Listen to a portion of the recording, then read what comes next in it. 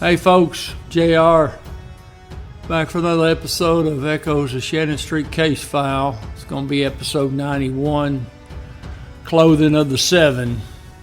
We're going to knock out these last two use of firearms forms just real quick. I'm going to blow through them, but of course, come back and look at them at your leisure.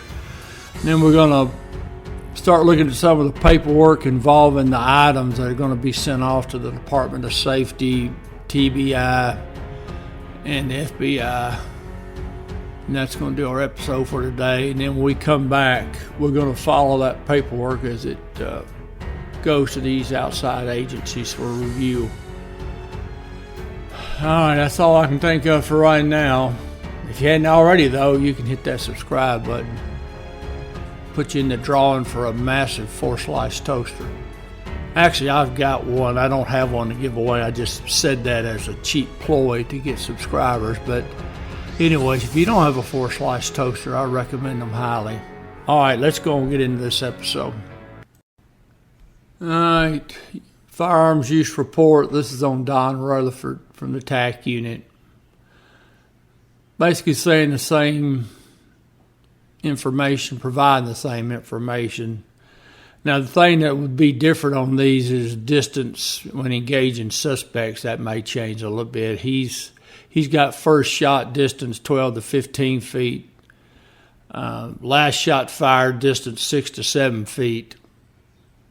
Now, he's claiming 40 to 45 rounds. So that would tell you right there that he had one of the M16s. Even if you didn't cheat and look up there and see that he had an M16. Is kind of the, I guess you'd call that towards the middle of the page. You can see weapon description, M16. Other than that, I don't know if there's anything. Now, he's saying when he fired his cover that he was using was west wall of the kitchen. Other than that, I don't really see now down here at the bottom, because it's one of the ones you look for. At the bottom there on the left, the background were walls. Because if you were reviewing this shooting, that'd be one of the first things you'd go down and look at, because if you're trying to determine if Rutherford followed policy or not, you really don't care what kind of cover he took. What you're looking at is you want to see what his background was. All right, Lieutenant, you thought that would be easy to say. Lieutenant Pugh did this one. Lieutenant Pugh, I think he retired as, I want to say, a major. Anyways, his son and I went through the academy together in 90. Anyways, he did the review as a supervisor. And he's got all the blocks checked yes. So that's what you're looking for. Is he checking all the blocks? Yes. If you ever see a block and it says no, then there better be a really good explanation on there on why there's a no on this part of the form. And you see the shooting report, Lieutenant Pugh's part of it was done February 13th. Looks like he's got the date wrong. It says 82. Obviously, that should be 83. All right, this last firearms use report, that's going to be Bob Watson, Robert Watson. You know, he was first man in the door. Really nice handwriting if he actually wrote this. You actually can read it. Yeah. And let me see here. He's protective cover, interior of the house, and gas. So he's talking about the gas providing concealment, because that's what gas would be, a concealment. When you hear of concealment or cover is something that might absorb some rounds and prevent them from hitting you. And concealment's just something like, say, the gas. Or say you're hiding behind a bush, it conceals you, but it would not be cover because it wouldn't protect you from rounds. Anyways, and the background used if the rounds had missed inside of the house. And he ain't wrong. It's broad, but he ain't wrong. Okay, Lieutenant Maxey was the supervisor that reviewed Bob Watson's form. All the blocks are checked yes. That's the main thing. Because you really don't stop to read this unless you see a block that's checked no. But as you can see, most of the time, this is what the form does actually look like. You don't see a lot of writing. If you see a lot of writing on some of those, if those lines are all filled up and there's a secondary page, well, you know you better start looking close, something went wrong. All right, inter-office memo. This is to Sergeant Hawley, a security squad from D.W. Cooper, Criminal Intelligence Unit. D.W. Cooper, sounds like he wants to go out to Seattle, Washington and hijack a plane and then parachute out the back with ransom money. But anyways, date January 25th, 1983. January 16, 1983, 9:30 a.m., the writer is instructed by Sergeant Hawley to examine and photograph the clothing from the 7 suspects from 2239 Shannon. Writer examined and photographed these items in the drying room of the property and evidence section. But you've never heard that when you've watched one of these movies or TV shows, have you? When you've got bloody items, they have to dry out. In real life, evidence bags, a lot of times you're putting them in, they're made of paper. They're actually just paper sacks with bloody items. Why? Because if you put them inside those clear plastic baggies and seal them up, the clothing or whatever the item is not going to dry out. The blood will stay wet. We don't want that. Anyways, so next time you look at a movie and you see everything stuck in a stinking plastic bag, you know that they're wrong. All right, these items are listed. Property receipt, and there's the number. And this is A1, suspect Larnell Sanders. All it's going to go through is it's going to break down the clothing that each of the 7 suspects in the house had on them. And you can see 4 items for Larnell Sanders. Below that, the jeans had blood on both lower legs. The upper seam of the jeans' right leg was torn. Right sock was bloody. Sweater had what appeared to be a bullet hole in the right front chest area and what appeared to be 2 bullet holes under the right shoulder blade area. The jacket also had holes in these same areas. Both had blood in these areas. All right, the next property receipt, that's going to be Michael Coleman. You can see the items he had. Let me go to the bottom of the description, tell you about the items. The shorts and belt had areas of blood. The shoes and socks had area of blood. The right shoe had a small hole on the inside with a larger hole on the outside. Right shoe was very bloody. The long sleeve undershirt had a hole in the rear of the right shoulder. The right sleeve was covered with blood. The jeans had 2 holes or tears 1 inch apart near the knee of the front of the left leg. This area was bloody. The jacket was bloody and had a tear in the lining on the left side.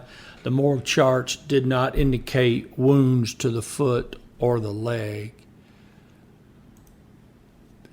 All right, next property receipt number. This is going to be on David Jordan, listing the clothing items he had on. Description on those: the clothing was bloody. There appeared to have been a wound above the left elbow, although the morgue charts did not indicate a wound there. Next property receipt, that's Cassell Harris. Description on the items listed for him: the outer clothing, jacket, jeans, and shoes all had areas of blood. And folks, what they're trying to do here, the reason they're doing all this is they're getting ready to submit these items to the state to check. And they want to make sure they know where all the blood is on all the items and what those items are, because they're going to submit all this. Obviously, if you're submitting these items, this is evidence, and that you are you're going to give it over to someone else that's not your agency. So you have to make sure you know everything you're going to give them, and if there's blood on the items, where it is and what items it is. If I didn't just confuse that worse. But anyways, all right, Earl Thomas.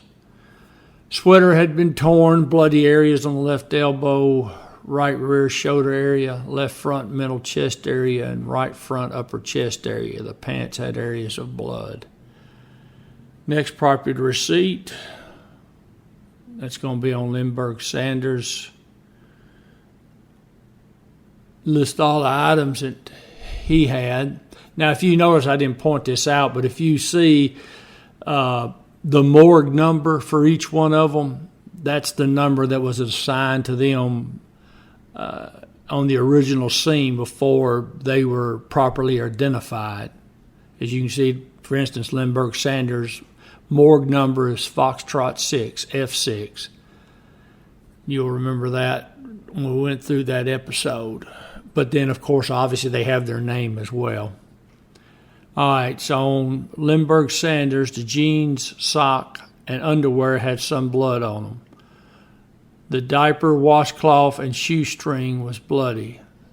They had been found on the left arm, apparently used as a bandage. So Lindbergh actually he was using a diaper as part of a bandage for his arm and wrapped it up. The shirt had a hole in the left arm above the cuff and another in the cuff. This area was bloody. The right sleeve was bloody. All right, property receipt number on Andrew Houston. See the items that he was wearing. The jeans had areas of blood. The shirt and jacket had what appeared to be a bullet hole in the left rear, just above the waist. This area was very bloody. January 25th, 1983, the clothing of Thomas C. Smith, property receipt, lists all that. Photographed in the security squad area. Clothing is listed. You see what those items are.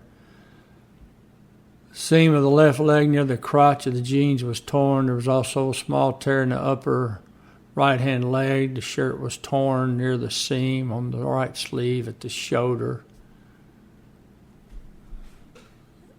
And this, what you're seeing here, all these items, you know it. Every one of these items is probably going to be sent off to the state, because they're not going to go through and double check all this unless they were getting ready to let it leave their custody, because there's a chain of custody and you have to make sure you follow it.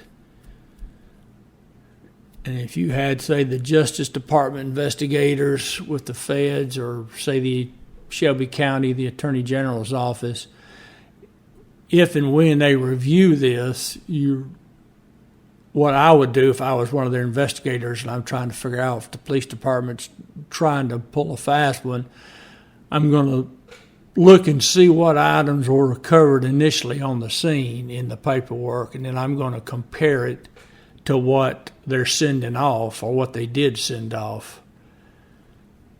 You want to see if that list is the same. You want to see if there's anything they're not sending off, or is there an item that was recovered initially and it's no longer a part of their official file, because then you're going to start thinking there's something wrong if they've left something out.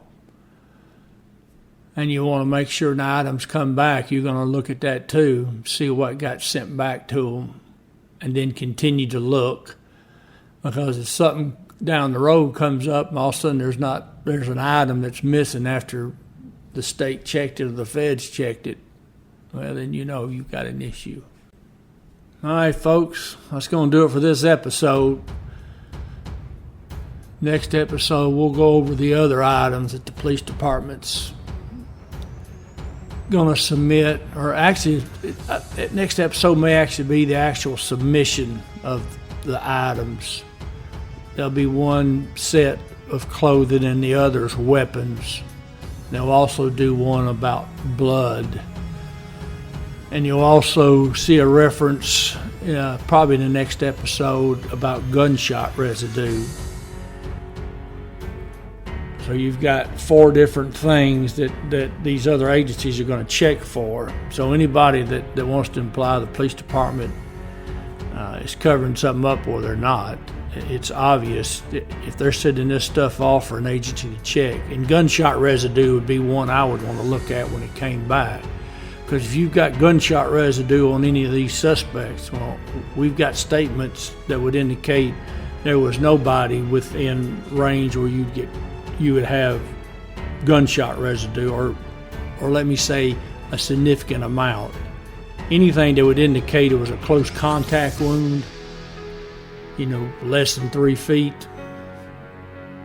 Well, nobody's statement would indicate that. So then you would know you got a problem. That somebody's not being truthful. But between the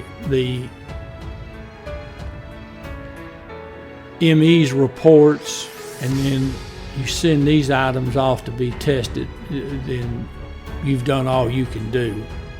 And I'll give you a hint, it's all going to come back okay. There's not going to be any indications. Obviously, there's no indications anything went wrong or anything that is incorrect, or Shelby County would have indicted somebody. The federal government would have indicted somebody, and they didn't. But anyways, I hate to spoil the surprise. All right, folks, I do appreciate you. We will get back together here in a few days and continue on with this follow-up investigation. Till then, I'll see you down the road.